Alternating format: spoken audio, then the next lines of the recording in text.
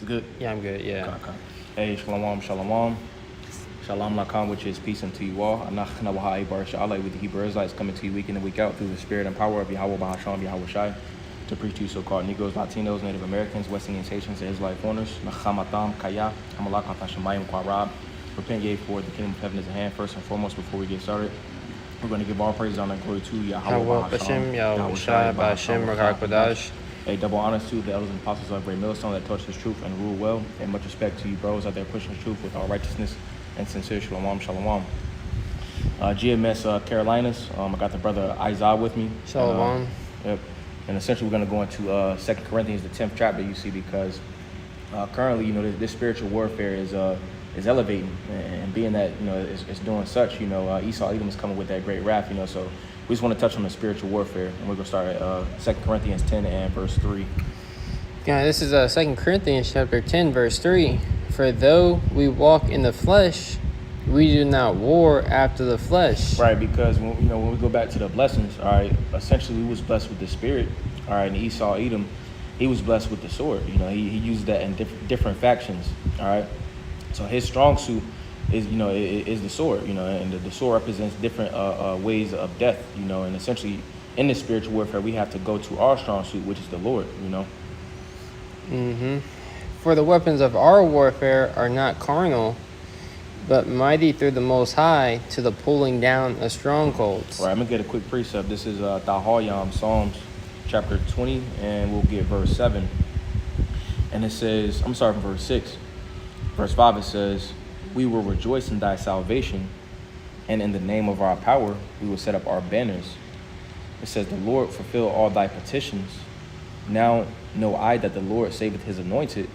He will hear him from his holy heaven with his saving strength of his right hand. You know, because the Lord Yahweh is dispatching his son Yahweh Shai, you know, to essentially redeem, all right, the elect. Verse 7, the point, it says, some trust in chariots and some in horses, but we will remember the name of the Lord, Yahweh Bahasham, Yahweh Shai, our power, you know. So ultimately you have those that essentially abide in carnal types of means. You know, you got guys that are essentially arming up, buying weapons, you know, essentially stocking up goods and things of that nature, you see. But those are carnal means of preparation, you know. Whereas, you know, the elect is ultimately abiding in the Lord, Yahweh Bahasham, Yahweh Shai, you see, because that's our power, you know. So going back to 2 Corinthians chapter 10. You have something, bro? No, you got it. 2 Corinthians 10 and verse 4. Yep, 2 Corinthians 10 and 4 says, for the weapons of our warfare are not carnal, but mighty through the Most High to the pulling down of strongholds. Right, and that essentially serves as our power, you know. Essentially, it pulls down those strongholds that are essentially upon the minds of 2/3 of the people in this world, you know. The strongholds are the different lies and deceptions that Esau Edom essentially uses, you know, in this warfare, whether it be, you know, so-called Christianity, Islam, or the sensationalism, how Esau play upon a certain situation and make the people, you know, think a certain thing. You see, essentially, this word, you know, pulls down those delusions and deceptions, you know. Yeah, that keeps him safe because, you know, stronghold is a place of safety. You know, it's supposed to be a sacred place in the city that, you know, the citizens are supposed to run to for a place of protection. You know, so these words pull down those strongholds and make him exposed. You know, they make him vulnerable. You know, and that's where the power lies. You know, because by carnal means you can't make Esau Edom vulnerable. You know, he has the new type of warfare. You know, with these drones, and you know, he can press a button on the computer and, you know, blow your whole house up. So this is where the truth is where he becomes vulnerable. Right. That's why the Lord said, you know, wait ye upon me. You know, roughly paraphrasing. But did you have some more? We can go to. Oh yeah. We can go to verse Ephesians 6. Yeah, Ephesians 6. Yeah. Yep. Ephesians chapter 6, verse 10. It says, "Finally, my brethren, be strong in the Lord and in the power of His might." Right. It said in the subtitle, it says the armor of the Most High. All right. It says, "Finally, my brethren, be strong in the Lord." You know, it doesn't say, you know, be strong yourself, you know, because we found our strength in the Lord, Yahweh Bahasham, Yahweh Shai. Scriptures say, Proverbs 18 and 10, you know, the name of the Lord is a strong tower, the righteous runneth into it, and it's safe. In a tower, the thing about a tower is, you know, when you went to the ancient castles and stuff like that, those things acted as a watchtower, and they also acted as a defense. You know, so the Lord is our defense. You know, that's where we find strength. So it says, "Finally, my brethren, be strong in the Lord and in the power of his might. All right, because again, strength comes from the Lord. Yeah, they would block the door to the tower, make sure no one can get in there. Right. And they can't shoot any arrows at you, so you had protection. Right, and then you had, you know, with the tower, you know, you had the watchmen shooting from that tower. So the ones that was cut, you had the high ground in battlefield or like any type of warfare. You know that the high person wins. Mm-hmm. You know, so we have that high position, that eminence, and we get that eminence from the Lord. You know. That's right. Ephesians 6:10. Finally, my brethren, be strong in the Lord and the power of his might. Put on the whole armor of the Most High, that you may be able to stand against the wiles of the devil. Mm-hmm. And it says put on the whole armor, you see, because it ain't like, you know, how you see in the movies, you know, niggas running around with, you know, they feel cool, so they don't have the helmet on. You know, which I'm giving a worldly example. Mm-hmm. You know, but it like, you know, somebody running around, you want to feel cool, so he don't have a helmet on. You know, it's not like that. You know, we got to put on the whole armor. You see, so it says, put on the whole armor of the Most High, that ye may be able to stand against the wiles of the devil. Now, going back to how we mentioned the casting down those strongholds, you know, a lot of those strongholds consist of those wiles, and those wiles is the trickery, the trickery ways of Esau, even the crafty ways. Scriptures say in Psalms, the 144th chapter, it talks about how he has a right hand of falsehood. You know, so that's really what he relies on. You know, he every time, you know, he fakes to the right, he can go to the left every time. You know, and that's essentially how he gets down, through deception.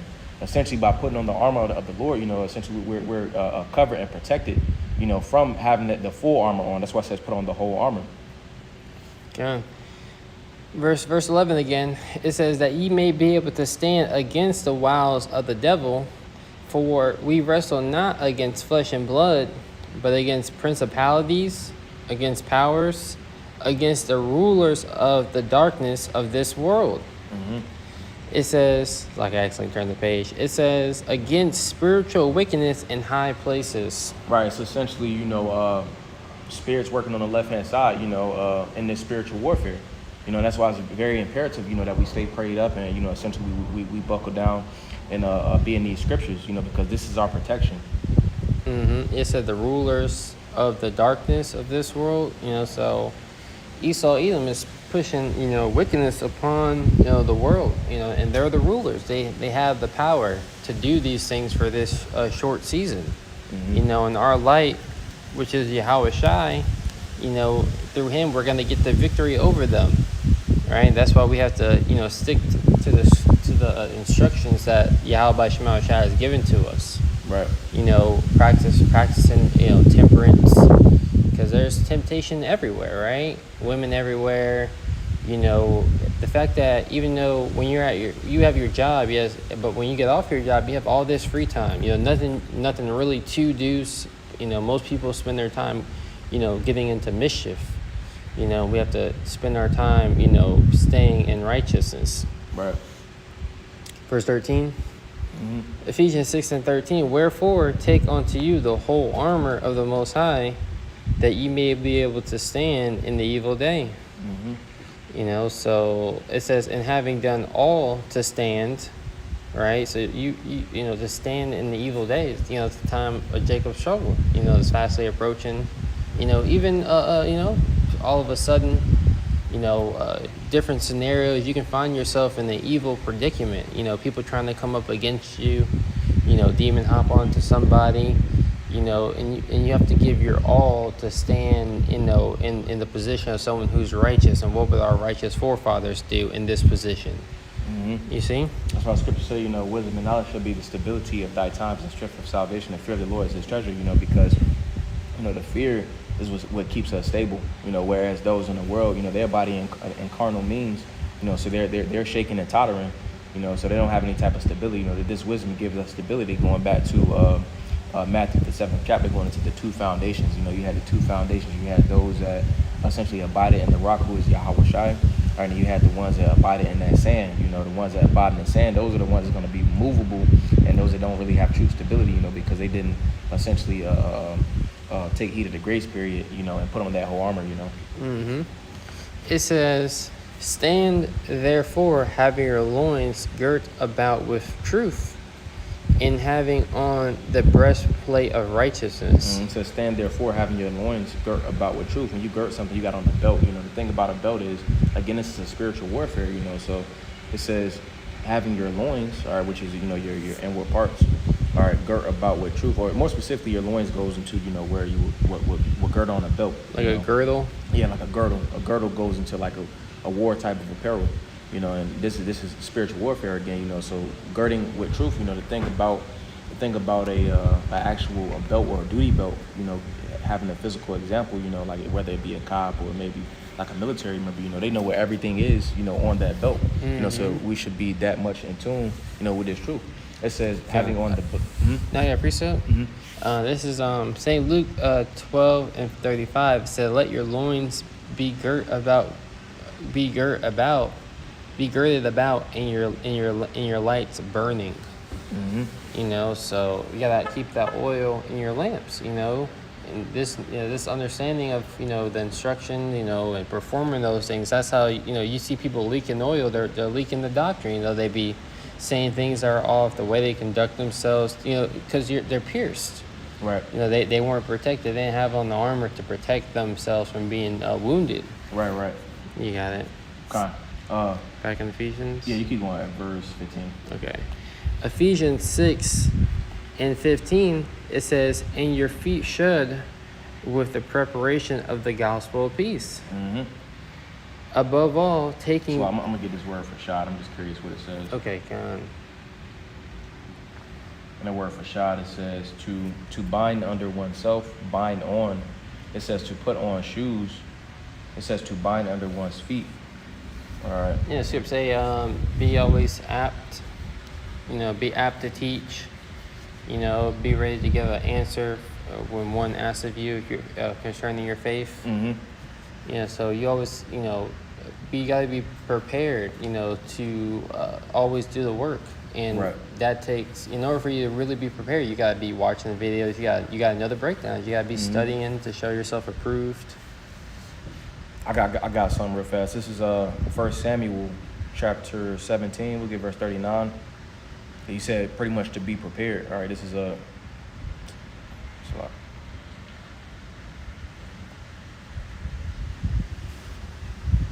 gonna get 1 Samuel chapter 17 and verse 39. And it says, "And David girded his sword upon his armor, and he essayed to go, for he had not proved it. And David said unto Saul, I cannot go with these, for I have not proved them. And David put them off of him." So pretty much the point that I wanted to get was, that was an example as to, the ancient world, to where, which it still applies today, we have to be prepared. The reason why he didn't want to go with the armor was because he did not train in it, when you have your armor, you would have had to be prepared with it, to be able to use it. I'm gonna get this in the NLT just to provide a little bit more clarity. 1 Samuel 17 and verse 39 NLT, it says, "David put it on, strapped the sword over it, and took a step or two to see what it was like, for he had never worn such things before. I can't go in these," he protested to Saul. "I'm not used to them." So David took them off again, so essentially, with all of the armor, being that this is a spiritual warfare, we have to use it, and in using it, we got to be prepared and stay ready so we don't got to get ready like you were saying. You got to be ready to to go to battle. Right. This is Ephesians 6 and verse 16. "Above all, taking the shield of faith, wherewith ye shall be able to quench all the fiery darts of the wicked." It says above all taking the shield of faith, because faith is that driving engine that's going to push forth that fear, so the faith, it corresponds with the fear, and both are very imperative. It says above all taking the shield of faith. It says Ephesians 6 and 16 running back says above all taking the shield of faith, wherewith ye shall be able to quench all the fiery darts of the wicked. Everything that Esau Edom is coming with, essentially we're going to be able to quell that, all right, by first and foremost having faith, because again, that faith is going to push forth that fear. Yeah, because what's he throwing at you? Fucking, they're allowing all these people to, expose what's in this food, right? And that the Lord's allowing all this stuff to be exposed, and we know he's throwing that at us. We know the water that we drink every day is contaminated. all this, just on the carnal, how he set up the system. You got to worry about if the meat that you're eating is spiced with pork. Right. But also just a little bombarding of, the squeeze and the financial collapse as well, not barely being able to pay your bills, to where you don't get into a stoop down depression, right? You got to have faith that all this is going to be over and that, we're basically at the end of this thing, and there's really nothing to go back to. And you should be leaning on the Lord for comfort, rather than, carnal means. Right. Verse 17. Mm-hmm. Yep. And take the helmet of salvation and the sword of the Spirit, which is the word of the Most High. So the helmet of salvation, what does it say? The hope. The helmet represents your hope. You gotta keep your head, full. Your mindset has to be, fixated on the expectation that this is gonna be, over soon. Right. Something better is gonna come. I'm expecting something better to come. Right, because if I could mention too, nowadays, the worldly definition of hope is like, I hope this happens. But it's no really... There's no really, I'm expecting it. Yeah, they can't expect it because they're not putting the work in. You see, whereas, the Lord's bringing us back into that ancient mindset, because, through the Spirit, we're putting in the work so we can we have an expectation of salvation if it be Lord's will, because we're putting the work in. Yep, because we're doing what we can, and everything else is just, out of our control. Right. We're doing our part, and we're letting the Lord do His. Right. Running it back, it says in Ephesians 6:17, and take the helmet of salvation and the sword of the Spirit, which is the word of the Most High. And I want to touch on this word for sword, you see, because, again, it's spiritual warfare. And if you look at an actual example as to somebody that was in the ancient world, they understood every part of that sword. They understood the back part. You might, do some type of strike with that, or, the bladed part, obvious, that they would be cutting with that, but ultimately they understood that. So in a spiritual sense, we should understand every part of the scripture. So I got a quick precept real fast. This is 2 Timothy chapter 2 and verse 15, and it says, study to shew thyself approved, because we was talking about being prepared. It says, study to shew thyself approved unto the Most High, a workman that needeth not to be ashamed, rightly dividing the word of truth, and all of this comes by way of studying, to be able to go through the breakdowns and breaking down in the correct fashion. Mm-hmm. We can finish it out 18 if you have nothing. Yeah. This is Ephesians 6. Well, I was going to get Ephesians, Hebrews 4th chapter real quick. Mm-hmm. Yep. Yeah, this is the book of Hebrews chapter 4. Verse 12, it says, for the word of the Most High is quick and powerful. You're going to a sword, you'll have a quick draw. Mm-hmm. But this word quick here is to be able to make you alive. Mm-hmm. So this word, when you follow these words and, you master this skill, it gives you life. You actually are finally living now, Line back on you. Mm-hmm. This is the commentary for Hebrews 4 and 12. I bar y'all 4 and 12. It says, for the word of the Most High, it says the Most High's word diagnoses the condition of a man with surgeon's precision. It lays open the heart and accurately discerns spiritual health. In the case of those the writer to the Hebrews first addressed, but pretty much, it says they were too ready.